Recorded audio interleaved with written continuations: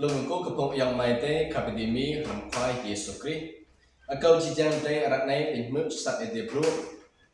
Lamproi idea tentang uspan kunse. Klaim merangcak pa Yesus Kristus tusi popak luk. Te ilan nau ke Yerusalem.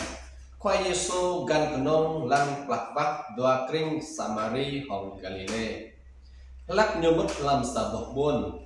Senan mau pluk cho nuôi dọc hung cặp tuông hồng nhu đi gỡ từng mừng gặp bơi lẽ nan ur cray ớ khoai Giêsu ở câu trái bắp rây cờ mây bút senan khoai Giêsu lái cờ đi gỡ nam ta bé bụng ta hong hùng bông ngại giang ý trái về nào senan đi gỡ mau kề cho sai cho làm hung thì nhu bốc bô mau kề lao tâm lo cặp lạc biết lẽ nan lũ cái bụng ní cái idea gỡ vốn ở say gội chân khoai Giêsu hồng ní chắc gỡ nan lẽ chính núi Samari senan nhớ khoai Giêsu lái ở mau dội hẹn chỉ lúc cho mau lao tốt sải senan ti tổ pan cho thì lẽ giá mau bút thì gỡ lọ riêng bụng ní cái idea bịa đăng còn nông sai cho tuổi này lẽ